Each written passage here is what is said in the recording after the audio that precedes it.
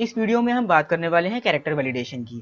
तो यहाँ पर हम क्या करेंगे कि एक इनपुट फील्ड पर कैरेक्टर वैलिडेशन लगाएंगे, यानी कि उसमें हम लिमिट करना चाहेंगे, यानी कि साइज दे देंगे कि इतने कैरेक्टर्स, 8 कैरेक्टर, 20 कैरेक्टर से ज़्यादा आप उस इनपुट फील्ड में आप फिल नहीं कर सकते हैं। प्लस एक ऐसा वैलिडेशन लगा सकते हैं जिसमें आप सिर्फ अल्फ़ाबेट्स दे सकते हैं, वाइट स्पेसेस दे सकते हैं, उसके अलावा और कुछ नहीं दे सकते हैं, जैसे नंबर वगैरह नहीं दे सकते हैं। ठीक है, उसके अलावा वैलिडेशन लगा सकते हैं कि इनपुट फील्ड को आप ब्लैंक नहीं छोड़ सकते हैं। तो इस तरह के वैलिडेशन इस वीडियो में हम पढ़ने वाले हैं। प्लस इस वीडियो में हम पढ़ने वाले हैं रेगुलर एक्सप्रेशंस के बारे में कि उनको किस तरीके से यूज़ किया जाता है, उनका काम क्या होता है, वो होते कैसे हैं। प्लस उसके अलावा जो कुछ छोटी मोटी ट्रिक्स होती हैं जिसको ध्यान दिया जाता है जब आप वैलिडेशन को लगाते हैं। सबसे पहले यहाँ पर हमने एक h1 टैग लिया है, इसके अंदर लिख देते हैं वैलिडेशन यूजिंग जावास्क्रिप्ट, और यहाँ पे हम स्टाइल प्रॉपर्टी का यूज़ करके यहाँ पे टेक्स्ट अलाइन सेंटर कर देंगे इसको। ठीक है, अब यहाँ पर हमने एक फॉर्म ले लिया है। ठीक, एक्शन का हमें कोई काम नहीं है। एक्शन का यूज़ कब करते हैं, जब हमें फॉर्म को किसी दूसरी जगह पे भेजना होता है, server side scripting language use करते हैं तब। ठीक है, तो फिलहाल हमें एक्शन का यूज़ नहीं है। तो यहाँ पर हमने फॉर्म ले लिया है। फॉर्म टैग के अंदर हम एक लेबल ले लेंगे, लेबल के अंदर लिख देंगे यूज़र नेम। ठीक है, यहाँ पर हम सिर्फ एक ही इनपुट फील्ड को लेंगे, इसी पर सारे वैलिडेशंस लगाएंगे। ठीक, तो यहाँ पर ले लेते हैं सबसे पहले अपनी इनपुट फील्ड, जो कि जिसका टाइप होगा टेक्स्ट। ठीक है, इसमें हम नेम प्रॉपर्टी का यूज़ करते हैं अगर इनपुट फील्ड को एक्सेस करना है। ठीक है, तो इस कंट्रोल को या इस फील्ड को एक्सेस करने के लिए हमें नेम एट्रीब्यूट का यूज़ करना पड़ता है। इसके अंदर कुछ वैल्यू दे देते हैं हम, जैसे यहाँ पे हमने दे दिया यूज़र नेम। तो ज़रूरी नहीं है कि यूज़र नेम और लेबल का नेम, यानी कि नेम प्रॉपर्टी के अंदर जो हमने यूज़र नेम लिखा है और लेबल दोनों सेम हो। ठीक है, वो अलग भी हो सकता है। अब यहाँ पर हम एक सबमिट बटन लेंगे जिसकी हेल्प से हमारा फॉर्म सबमिट होगा। अब यहाँ पर वैल्यू के अंदर जो भी हमने जैसे लिखा सबमिट, ठीक है, तो वो बटन पर लिखकर आएगा। तो यहाँ पे आप देख सकते हैं कि हेडिंग आ गई है हमारी, इनपुट टैग आ गया है, बटन आ गया है और लेबल आ गया है। तो अब यहाँ पे थोड़ी सी CSS अप्लाई कर लेते हैं। यहाँ पर हमने यूनिवर्सल सिलेक्टर की हेल्प से फॉन्ट फैमिली पॉपिंस कर दी है। देखिए फॉन्ट सभी की चेंज हो गई। उसके बाद यहाँ पे कुछ BR टैग, फिर से BR टैग, इससे लाइन ब्रेक करेंगे हम। ठीक है, जिससे एलिमेंट्स अलग अलग लाइन में आ जाएं। ये देखिए, यहाँ पर एक और BR टैग दे देते हैं। इसके बाद यहाँ पे हम फॉर्म में नेम प्रॉपर्टी का यूज़ करेंगे, फॉर्म को एक नाम देंगे। ठीक है, इसकी हेल्प से क्या होगा, हम इस पूरे फॉर्म को एक्सेस कर पाएंगे। इसके अंदर के एलिमेंट्स को एक्सेस करने के लिए हमें फॉर्म को भी एक नेम देना होगा। ठीक है, फॉर्म नेम के बाद ही हम फॉर्म नेम के अंदर जितने भी एलिमेंट्स हैं उनको एक्सेस कर पाएंगे। यहाँ लिखा हमने ऑन सबमिट, यानी कि जब ये फॉर्म सबमिट हो या फिर जब सबमिट बटन क्लिक हो तो एक फंक्शन कॉल हो जिसका नाम हो वैलिडेशन। ठीक है, वैलिडेशन फंक्शन कॉल होगा और वो रिटर्न करे, कुछ रिटर्न करेगा, क्या, ट्रू या फॉल्स। ठीक है, वो एक वहां से एक वैल्यू रिटर्न होगी, ट्रू होगी तो फॉर्म सबमिट होगा, अगर फॉल्स होगी तो फॉर्म सबमिट नहीं होगा, यानी कि सर्वर पे नहीं जाएगा। अब इस फॉर्म के बाहर यहाँ पर हम एक स्क्रिप्ट टैग लेंगे। ठीक है, इसके अंदर हम अपने जावास्क्रिप्ट के कोड को लिखेंगे। तो सबसे पहले हमने एक वेरिएबल ले लिया है यूजर नेम। ठीक है, इस यूजर नेम वेरिएबल में क्या स्टोर कराएंगे, हम अपना यूजर नेम इनपुट फील्ड की वैल्यू। ठीक है, उसको एक्सेस करेंगे इस वेरिएबल की हेल्प से। तो कोई ज़रूरी नहीं है कि यहाँ यूज़र नेम लिखेंगे और नेम भी यूज़र नेम होगा तभी एक्सेस होगा, लेबल भी यूज़र नेम होगा तभी एक्सेस होगा, ऐसा कुछ नहीं है। आप वेरिएबल का नाम कुछ भी दे सकते हैं। ठीक है, वो नेम कंट्रोल था, यहाँ पे ये एक वेरिएबल है जावास्क्रिप्ट का, तो इन दोनों से कोई लेना देना नहीं है। ठीक, यहाँ हम लिखेंगे डॉक्यूमेंट डॉट फॉर्म्स। ठीक है, यानी कि डॉक्यूमेंट में प्रेजेंट फॉर्म्स को एक्सेस करो। अब किस फॉर्म को एक्सेस करना है, तो स्क्वायर ब्रैकेट के अंदर उस फॉर्म का नाम। ठीक है, कि हमें सभी फॉर्म्स में से माई फॉर्म नाम का जो फॉर्म है उसको एक्सेस करना है। ठीक है, अब ये डबल क्या कहते हैं, डायमेंशनल एरे के फॉर्म में काम करता है। तो जो दूसरा वाला इंडेक्स होगा उसमें हम देंगे किस एलिमेंट को, इस फॉर्म के अंदर के किस एलिमेंट को एक्सेस करना है। तो एक और ब्रैकेट के अंदर हमने लिखा किस एलिमेंट को एक्सेस करना है, तो उसके कंट्रोल का नाम, यानी कि नेम प्रॉपर्टी की वैल्यू। तो यूजर नेम वाला जो इनपुट फील्ड है उसको हम यहाँ से एक्सेस कर पाएंगे। अब हम यहाँ पे अपने फंक्शन को क्रिएट करेंगे। ठीक है, तो यहाँ पे हमने लिखा फंक्शन स्पेस, जिस फंक्शन को क्रिएट करना है उसका नाम, यानी कि वैलिडेशन फंक्शन। ठीक है, अब हम अपना पहला वैलिडेशन देंगे। हमने कहा if user name dot value is equals to blank. ठीक है, हमने कहा यूजर नेम की जो वैल्यू है, डबल इक्वल्स टू का काम होता है चेक करना इक्वालिटी के लिए, कि अगर वो ब्लैंक है तो एक अलर्ट दे दो, अलर्ट में लिख देना user name field can not be empty. ठीक है, तो ये क्या करेगा, यूजर नेम की value, dot value means dot उसकी वैल्यू को एक्सेस करना और चेक करना क्या वो ब्लैंक है। अगर वो ब्लैंक है तो अलर्ट दे दो और रिटर्न कर दो फॉल्स, यानी कि फॉर्म सबमिट ना हो। ठीक है, तो कोई ना कोई वैल्यू तो आपको रिटर्न करनी ही है। अगर ये चीज, अगर मान लेते हैं कि यूजर में इनपुट दिया हो तो क्या कर दो, रिटर्न ट्रू कर दो। ठीक है, अगर इफ वाला ब्लॉक एग्जीक्यूट नहीं होगा तो रिटर्न क्या हो जाएगा, ट्रू। ठीक है, लेकिन अगर इफ का ब्लॉक एग्जीक्यूट हो गया तो रिटर्न क्या होगा, फॉल्स। और फॉल्स रिटर्न होते ही फंक्शन ब्रेक हो जाएगा। अब देखिए यहाँ पे जैसे ही ब्लैंक है, इसको सबमिट किया हमने तो एक अलर्ट आ गया। ठीक है, इसको ओके करेंगे, फॉर्म देखिए सबमिट नहीं हुआ, पेज रिफ्रेश नहीं हुआ।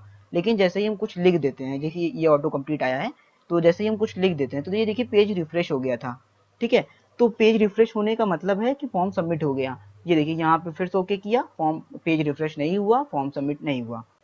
अब यहाँ मान लेते हैं कि अलर्ट आपको नहीं शो करना है। ठीक है, आप चाहते हैं कि एरर हमारी एक डिव के अंदर शो हो, ठीक है, फॉर्म के अंदर ही। तो यहाँ पर एक काम करेंगे, एक डिव ले लेंगे और उसकी आईडी दे देंगे एरर। फिलहाल इसको हम ब्लैंक छोड़ देंगे क्योंकि इसमें हमें कुछ लिखना नहीं है, क्योंकि इसमें अलग अलग तरह के हमें बार बार एरर देने हैं, इस वजह से इसको ब्लैंक छोड़ा है। ठीक है, यहाँ पे सबसे पहले एक वेरिएबल ले लेते हैं जिसकी में हम इसको एक्सेस करेंगे, इस डिव को।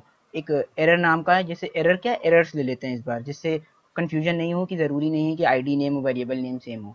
तो document dot gate element by ID, ID की हेल्प से एक एलिमेंट को एक्सेस करो जिसकी आईडी है एरर।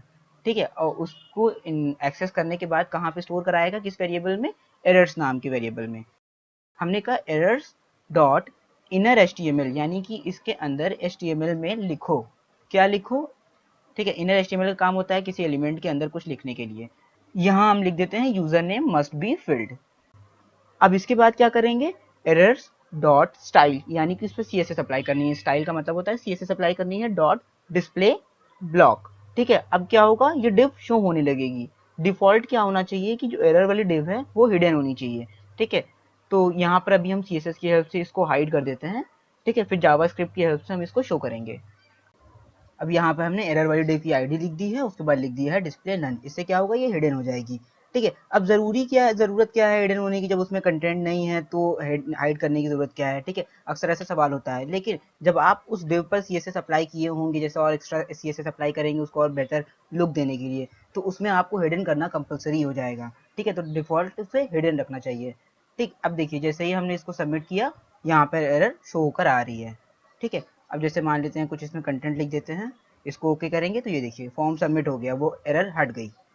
अगर आपको इनपुट फील्ड से ऑटो कंप्लीट हटाना है तो यहाँ पे इस इनपुट फील्ड में लिखेंगे ऑटो कंप्लीट ऑफ। ठीक है, इससे क्या होगा, वो जो नीचे चीजें सजेशन दे रही थी वो चीजें नहीं आएंगी।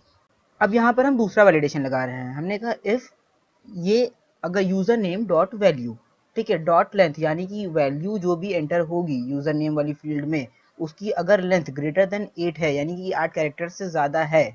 ठीक है, तो यहाँ पर हम चाहते हैं कि 8 कैरेक्टर से ज्यादा की लेंथ ना हो, तो यहाँ पे क्या करेंगे, एरर्स डॉट इनर एचटीएमएल में एक एरर शो कर देंगे। ठीक है, कि user name must be less than 8 characters. तो ये हमारा दूसरा वैलिडेशन है जो कि लेंथ के लिए है, कैरेक्टर लेंथ की। और दूसरी चीज ये कि एक वक्त में सिर्फ एक ही इफ ब्लॉक एग्जीक्यूट होगा, क्योंकि जैसे ही एक इफ ब्लॉक की कंडीशन ट्रू हुई तो वो क्या करेगा, रिटर्न फॉल्स की वजह से जो प्रोग्राम का एग्जीक्यूशन है वहीं तोड़ देगा। ठीक है, तो यहाँ पर हम लिखेंगे error dot style dot display is equals to block. ठीक है, इस यानी कि डिव को शो कर दो। और यहाँ पर हम लिख देंगे रिटर्न फॉल्स, यानी कि अगर ये कंडीशन ट्रू हुई कि कैरेक्टर फॉर्म सबमिट होने के बाद कैरेक्टर्स की जो लेंथ है वो 8 कैरेक्टर से ज्यादा है, तो रिटर्न कर दो फॉल्स, यानी कि फॉर्म सबमिट मत होने दो।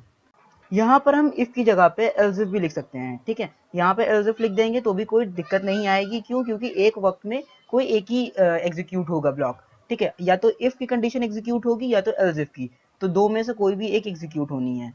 देखिए यहाँ पे क्या है, फिलहाल ये एम्प्टी बॉक्स है। अगर ये कंडीशन ट्रू हुई तो ये एरर, नहीं तो अगर कंडीशन वो वाली ट्रू नहीं हुई लेकिन यहाँ पे दूसरी कंडीशन ट्रू हो गई, ठीक है, यानी कि जो कैरेक्टर लेंथ है वो 8 कैरेक्टर से ज्यादा है, तो इस तरीके की एरर। और जैसे ही कैरेक्टर लेंथ कम थी वो फॉर्म सबमिट हो गया। अब हम मान लेते हैं कि हमें अलर्ट के साथ साथ हमें ये एरर शो करनी है, तो यहाँ पे क्या करेंगे, बस इसके अंदर अलर्ट फंक्शन, इसके अंदर अलर्ट जो भी हमें देना है अलर्ट में वो लिखेंगे। ठीक है, उसके बाद क्या होगा, जैसे ही ये एरर आएगी तो पहले अलर्ट आएगा, उसके बाद जैसे ही अलर्ट को ओके करेंगे तो वो एरर शो हो जाएगी। ठीक है, और फॉर्म सबमिट नहीं होगा। फिर से यहाँ पे इसको जैसे मान लेते हैं फिल किया हमने, देखिए अलर्ट आया, अलर्ट को जैसे ही ओके करेंगे तभी वो एरर शो होगी, क्योंकि अलर्ट क्या करता है, एग्जीक्यूशन को रोक देता है। ठीक, तो यहाँ पे ये चीज़ अब एग्जीक्यूट हो गई। अब पेज रिफ्रेश कर लेते हैं।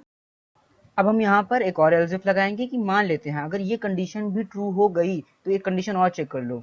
ठीक है, इफ एल्स इफ अगर वो कंडीशन ट्रू नहीं हुई तो फिर ये वाला एल्स इफ चेक करो और इसके अंदर का ब्लॉक एग्जीक्यूट करो। अब हम यहाँ पे एक वेरिएबल के अंदर रेगुलर एक्सप्रेशन को स्टोर करेंगे। ठीक है, रेगुलर एक्सप्रेशन का काम होता है कि एक पैटर्न को क्रिएट करना। फिलहाल इस पैटर्न का यूज हम करेंगे मैचिंग पर्पस के लिए, यानी कि इनपुट फील्ड की वैल्यू से मैच करने के लिए इस पैटर्न का यूज करेंगे हम। रेगुलर एक्सप्रेशन को क्रिएट करने के लिए 2 फॉरवर्ड स्लैश दिए जाते हैं, इसके अंदर अपने पैटर्न को डिजाइन किया जाता है। तो पैटर्न लिखने के लिए यहाँ पर हम 2 स्क्वायर ब्रैकेट्स लेंगे, ठीक है। इसके अंदर हम अपने पैटर्न को लिखेंगे। जैसे यहाँ पर हमने लिखा A-Z, यानी कि ये क्या करेगा, ए से लेके इसकी रेंज हो जाएगी स्मॉल ए से स्मॉल जेड तक। यहाँ लिखा हमने कैपिटल ए कैपिटल जेड, ठीक है, डैश के साथ। तो यानी कि इसकी रेंज हो जाएगी कैपिटल ए से लेके कैपिटल जेड तक, ठीक। तो यहाँ पे ये क्या करेगा, पैटर्न मैच करेगा ए से लेके जेड तक, चाहे वो कैपिटल हो चाहे स्मॉल हो। आप जो यहाँ पे सिंबल लगाने वाले हैं वो बताता है कि आपको जो पैटर्न अंदर दिया है, अंदर जो पैटर्न दिया है उसके स्टार्टिंग कैरेक्टर को मैच करना है, और यहाँ डॉलर का मतलब होता है कि एंडिंग कैरेक्टर को मैच करना है, ठीक है। ये क्या करेगा, ए को और जेड को, अंदर जो पैटर्न ये जो लिखा हुआ है ए और जेड को मैच करेगा, ठीक है, हमारी दी हुई इनपुट फील्ड से। अब हम यहाँ पर कंडीशन लगा देते हैं। यहाँ पर हमने लिखा user name dot value dot, यहाँ पर हम वैल्यू को क्या करेंगे, मैच करेंगे। मैच फंक्शन का काम होता है कि इस वैल्यू को मैच करो, किससे मैच करो, इस पैटर्न से, यानी कि लेटर के अंदर जो पैटर्न है उससे मैच करो, ठीक है। हमने कहा जैसे ही ये कंडीशन ट्रू हो यानी कि पैटर्न मैच हो जाए तो क्या करो, एक अलर्ट दे दो। अलर्ट में लिख देना user name must contain only alphabets, ठीक है। फिलहाल ये सिर्फ कैरेक्टर्स को मैच करेगा जो ए और जेड हैं, ठीक है, इनपुट फील्ड में, ठीक। और यहाँ रिटर्न कर दो फॉल्स, यानी कि फॉर्म को सबमिट ना होने दो। यहाँ पे एक चीज हम भूल गए, वो है एस्टेरिस्क का सिंबल, यानी कि सिर्फ ए और जेड को नहीं मैच करना है आपको पूरी इनपुट फील्ड से जो मिलेगी आपको, ठीक है। उस इनपुट फील्ड में जितने भी ए से लेके जेड तक के बीच में जितने भी कैरेक्टर्स आते हैं उन सभी को मैच करना है, ठीक है। तो यूजर नेम वाली जो इनपुट फील्ड से जो भी कैरेक्टर्स मिलेंगे उसको ए से लेके जेड तक के पैटर्न से मैच करेगा, ठीक है। यहाँ पे फिलहाल स्पेस से मैच नहीं करेगा यहाँ पे, क्योंकि हमने स्पेसेस के लिए वैलिडेशन नहीं दिया है फिलहाल।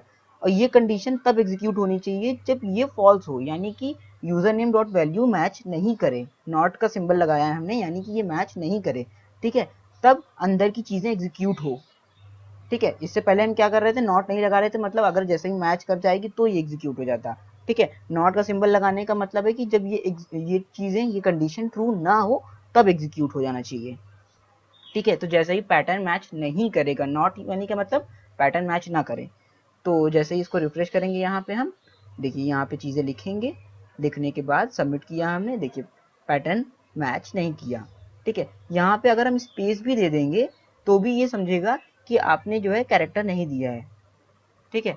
तो स्पेस को भी ये क्या समझता है कि अभी आपने कोई और इनवैलिड कैरेक्टर दे दिया है, ठीक है, जो कि अल्फ़ाबेट नहीं है। तो यहाँ पर हमें क्या करना पड़ेगा, रेगुलर एक्सप्रेशन में वापस आने के बाद यहाँ पर हम बस ए डैश जेड के बाद स्पेस ऐड कर देंगे, ठीक है। तो अब ये क्या करेगा, स्पेस को भी कंपेयर करेगा, ठीक है।